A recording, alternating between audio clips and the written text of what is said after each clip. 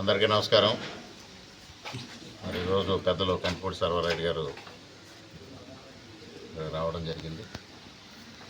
నేను గెలవాలని ఆకాంక్షించడం జరిగింది.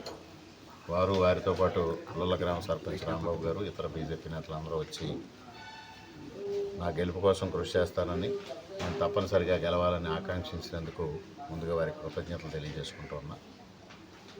అదేవిధంగా 20 రోజులుగా జరుగుతున్న సందిగ్ధ పరిస్థితుల్లో నిన్నటి రాత్రి కూడా చంద్రబాబు నాయుడు గారు నాతో మాట్లాడడం జరిగింది. జరుగుతున్న పరిణామాలు, ఉన్న పరిస్థితులు అన్నీ వారు విశ్లేషించడం జరిగింది. నేను వారికి ఒకటే చెప్పా, మీ నిర్ణయం నాకు శిరోధార్యం. మీరు ఏ నిర్ణయం తీసుకున్నా మీ నిర్ణయం ప్రకారం నేను నడుచుకుంటా. నేను తెలుగుదేశం పార్టీకి ఆనాడు అన్న నందమూరి తారక రామారావు పార్టీ పెట్టిన నాటి నుంచి మా తండ్రి గారు వ్యవస్థాపక సభ్యులుగా ఉన్నారు. 42 సంవత్సరాలుగా తెలుగుదేశం పార్టీతో ఉన్నాం. తెలుగుదేశం పార్టీ మాట జబదాటిన మనుషులు.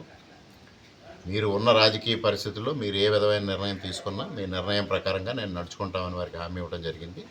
నేను కూటమి పెద్దలతో అందరితో మాట్లాడి రేపటికల్లా ఒక నిర్ణయం ప్రకటిస్తానని వారు చెప్పడం జరిగింది. వారి నిర్ణయం ప్రకారంగా ముందుకు వెళ్తాం. తప్పనిసరిగా ఈ అసెంబ్లీ స్థానంలో పోటీ చేయడం జరుగుతుంది అనేది స్పష్టం చేస్తా ఉన్నా. పార్టీ పరంగానో పర్సనల్ పరంగానో చెప్పాను కదా, నేను 2004 నుంచి ఉన్నాను పార్టీలో, అదే పార్టీలో ఉన్నాను. అదే సార్, అంటే మీ పెద్దలు ఏమన్నా చెప్పి పంపించారు? పెద్దలకి చెప్పాల్సిన పని లేదు. కూటమి గురించి చెప్పి దాన్ని సపోర్ట్ చేయడానికి పెట్టడం ఉంది. మీ కూటమిలో అంతా కూటమే కదా, బీజేపీలో ఉన్నాను కదా.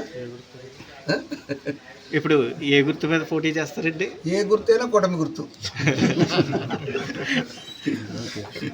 కూటమి యాక్సెప్ట్ చేస్తుంది.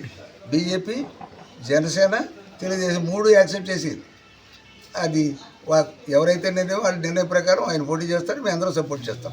కూటమి నిర్ణయానికి ఇది శిరోధార్యం. అంటే గత నెల రోజులుగా టీడీపీ వర్గాలు చాలా ఇబ్బందులు పడుతున్నారు. ఈ సాయంత్రానికల్లా క్లారిటీ ఇచ్చే అవకాశం ఉందండి? గ్యారంటీగా ఉందని ఎక్స్పెక్ట్ చేస్తాను నేను. ఓకే, ఇప్పటికి సాయంకాలంగా వచ్చేస్తుంది, రాత్రి దాకా ఉండకపోవచ్చు. ఓకే సార్, అంతా మంచిగా జరుగుద్ది. అనపర్తి ప్రజలందరికీ మంచిగా జరుగుద్ది.